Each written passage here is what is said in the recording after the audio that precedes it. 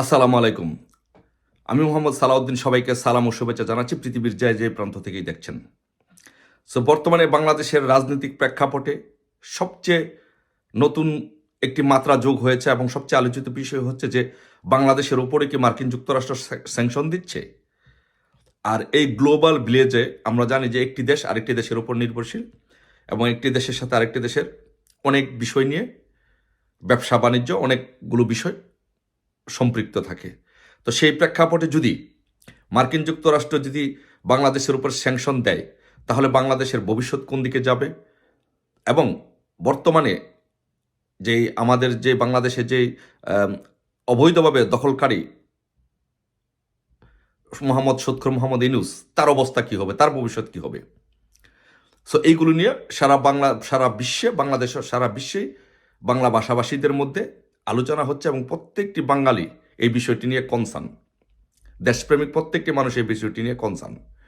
কারণ হচ্ছে, যদি বাংলাদেশের উপরে স্যাংশন দেওয়া হয়, তাহলে বাংলাদেশের অর্থনৈতিক ভবিষ্যৎ কি হবে, আমাদের পরবর্তী প্রজন্মের ভবিষ্যৎ কি হবে, আমাদের পরিবারের ভবিষ্যৎ কি হবে, ব্যবসা বাণিজ্যের কি অবস্থা হবে। আর সর্বোপরি এই সুৎকুর মহাজন ইউনূসের যে সর্বশেষ গন্তব্য ছিল মার্কিন যুক্তরাষ্ট্র, তার ভবিষ্যৎ কি হবে? সে কি মার্কিন যুক্তরাষ্ট্র পালাতে পারবে, না পালাতে পারবে না, নাকি মানুষের গণতোলায় খেয়ে বাংলাদেশেই মারা যাবে? এই বিষয়টি নিয়ে আলোচনা হচ্ছে। এই বিষয়টি আলোচনার মাত্রাটি আরেকটু বৃদ্ধি পেয়েছে যখন সাম্প্রতিককালে এনডিটিভিতে একটি নিউজ হয়েছে এবং সেই প্রতিবেদনে একজন আমেরিকান, ভারতীয় বংশোদ্ভূত একজন আমেরিকান, তার নাম হচ্ছে ডক্টর ভারত বড়াই। উনি একটি সাক্ষাৎকার দিয়েছেন এবং উনি বলেছেন যে ওনার বক্তব্যটা এনডিটিভিতে ঠিক এইভাবে আসছে যে Indians Americans two urge Trump administration for sanction against Bangladesh. তার মানে হচ্ছে, উনি যেটি বলতে চাচ্ছেন যে আমেরিকাতে বসবাসরত যে ইন্ডিয়ানরা আছেন, ওনারা ট্রাম্প অ্যাডমিনিস্ট্রেশনের কাছে আবেদন করবেন যে বাংলাদেশের উপরে স্যাংশন দেওয়ার জন্য। যেহেতু মার্কিন যুক্তরাষ্ট্রের রাজনীতিতে আমেরিকানরা একটা বিশাল প্রভাব বিস্তার করে, আর সেটি যদি হয়, তাহলে এনডিটিভির প্রতিবেদন অনুসারে সেটি যদি হয়, তাহলে বাংলাদেশের ভবিষ্যৎ কি হবে? তাহলে আমাদের দেশটির ভবিষ্যৎ কি অন্ধকার? তাহলে আমাদের দেশটিকে স্যাংশন দিয়ে আসছে, আমাদের দেশে কি দুর্ভিক্ষ হচ্ছে? এই বিষয়গুলো নিয়ে আজকে আমরা চিন্তিত, সারা বাংলাদেশের মানুষ আজকে চিন্তিত, এবং বিশ্বের বিভিন্ন দেশে যারা বসবাসরত আছে প্রত্যেকটি মানুষই এই বিষয় নিয়ে চিন্তিত যে আমাদের দেশটি কোথায় যাচ্ছে। এমন একটি সুন্দর দেশ এই সুৎখোর মহাজন ইউনূস কোথায় নিয়ে যাচ্ছে? তারপরে আপনারা জানেন যে এটি সবার কাছেই পরিষ্কার যে হিলারি ক্লিন্টন হচ্ছে সুৎখোর মহাজন ইউনূসের খুব ঘনিষ্ঠজন, এবং ক্লিন্টন ফাউন্ডেশনে ইউনূস নিয়মিত ডোনেট করতেন।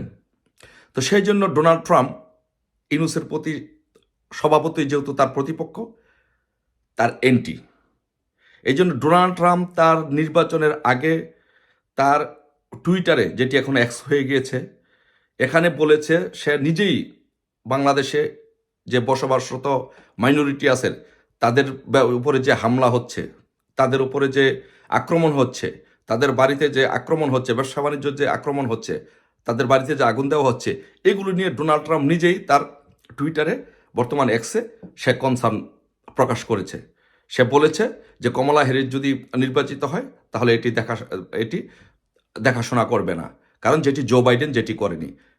সে তার এটি একটি নির্বাচনী প্রতিজ্ঞা বলতে পারেন বা ম্যানিফেস্টো বলতে পারেন, যে সে বলেছে, ডোনাল্ড ট্রাম্প বলেছে, সে যদি ক্ষমতা আসে তাহলে সে এটি ভালোভাবে এটি দেখবেন, বাংলাদেশের যে মাইনরিটি আছে তাদের অধিকারগুলো নিয়ে সে কথা বলবেন এবং দেখবেন।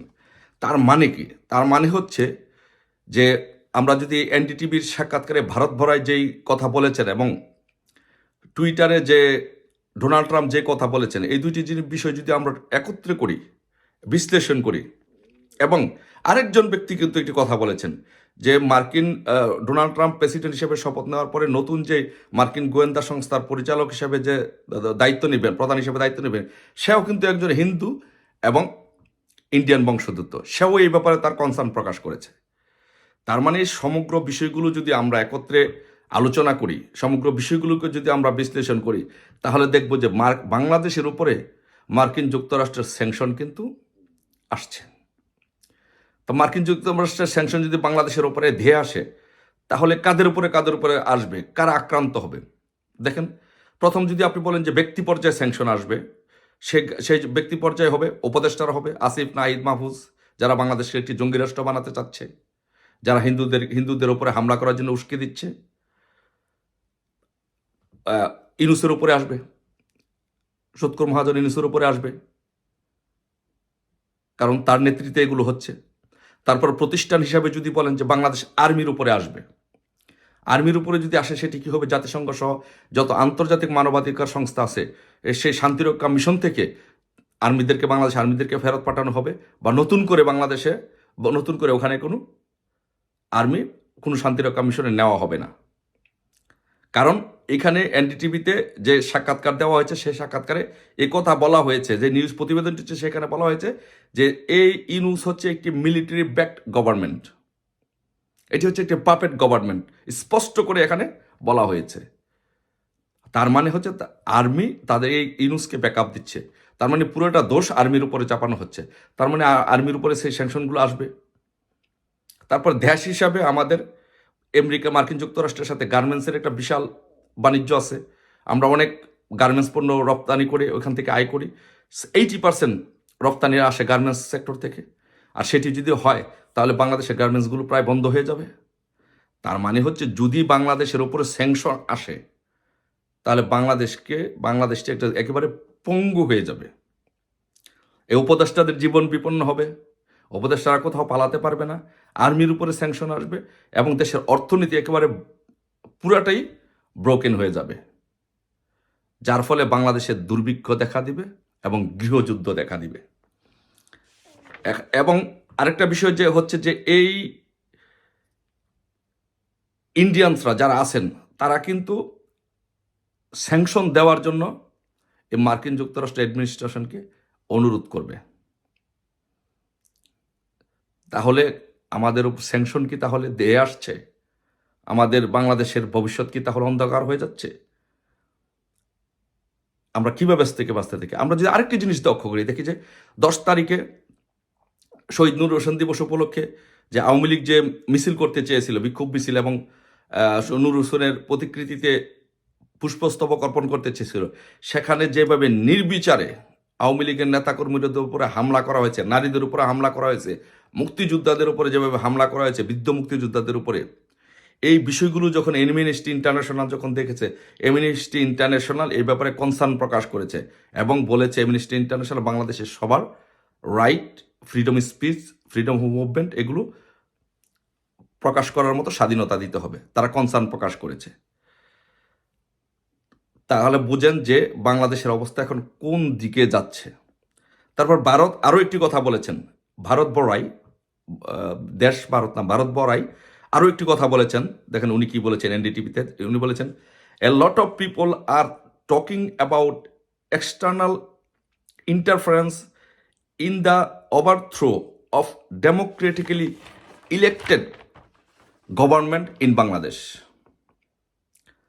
তিনি আরও বলেছেন যে some people think that the democrats engineer the coup in Bangladesh in their countries both Bangladesh and Pakistan.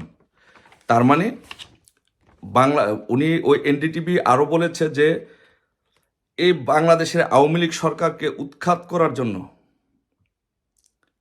এই ডেমোক্র্যাটরা কাজ করেছে, সহযোগিতা করেছে। তার মানে হচ্ছে ডোনাল্ড ট্রাম্প স্পষ্টতই এর বিপক্ষে অবস্থান নেবে, এই ইউনূস সরকারের বিরুদ্ধে অবস্থান নেবে এবং বাংলাদেশে স্যাংশন দিতে পারে। যদি বাংলাদেশে স্যাংশন দেয়, তাহলে আমাদের দেশে ডেফিনেটলি একটি দুর্ভিক্ষ দেখা দিবে এবং গৃহযুদ্ধ দেখা দিবে। আফগানিস্তানের চেয়েও একটি ভয়াবহ অবস্থা হবে বাংলাদেশে। তাই আমি বলবো, এই অবস্থা আমরা কখনো চাই না, এটা কখনো আমাদের দেশের জন্য কাম্য হতে পারে না। আমরা এই দেশটাকে ভালোবাসি, তাই আমি মনে করব বাংলাদেশের প্রত্যেকটি নাগরিকের, আবারও বলছি, আমি বাংলাদেশের প্রত্যেকটি নাগরিকের উচিত হবে, আসুন সম্মিলিত প্রতিরোধের মাধ্যমে এই দখলদার সুদখোর মহাজন ইউনূসকে, অসাংবিধানিক সুদখোর মহাজন ইউনূসকে বাংলাদেশ থেকে বিতাড়িত করে বাংলাদেশে গণতন্ত্র পুনঃপ্রতিষ্ঠা করি, অর্থনৈতিক চাকাকে আবারও সচল করি, বাংলাদেশের মানুষের ভাগ্যকে আবারও উন্নয়নের ধারায় ফিরিয়ে আনি। আসুন সকলে মিলে ৭১ সালে যেভাবে ঐক্যবদ্ধভাবে আমরা পাকিস্তানের হাত থেকে বাংলাদেশকে রক্ষা করেছি, এখনও সেই সুদখোর মহাজন ইউনূসের হাত থেকে এই দেশটিকে রক্ষা করি।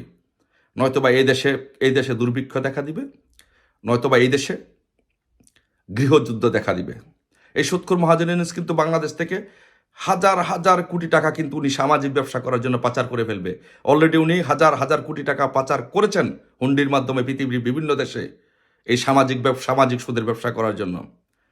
এখন উনি নির্দ্বিধায় গ্রামীণ ব্যাংকের কর্মৌকুফ করে দিয়েছেন। নির্দ্বিধায় উনি বিশ্বে টাকা পাচার করে উনি সারা বিশ্বে সামাজিক ব্যবসা করবেন। বাংলাদেশের মানুষের আজকে ভাগ্য নিয়ে এই সুদখোর মহাজন ইউনূস ছিনিমিনি খেলছেন। বাংলাদেশের মানুষের হাতে আজকে উনি ভিক্ষার থালা তুলে দিচ্ছেন। তাই প্রিয় দেশবাসী, আসুন সকল ঐক্যমত্যের ভিত্তিতে আমরা বাংলাদেশে গণতন্ত্র পুনঃপ্রতিষ্ঠা করি। যেভাবে ১৯৭১ সালে আমরা তাদেরকে পরাজিত করেছিলাম ৭১-এ, যেভাবে আমরা পাকিস্তান হানাদার বাহিনীকে পরাজিত করেছিলাম, একইভাবে আসুন সুদখোর মহাজনকে ইউনূসকে পরাজিত করে দেশে গণতন্ত্র প্রতিষ্ঠা করি, শান্তি ফিরিয়ে আনি। সবাই ভালো থাকবেন। আসসালামু আলাইকুম। জয় বাংলা, জয় বঙ্গবন্ধু।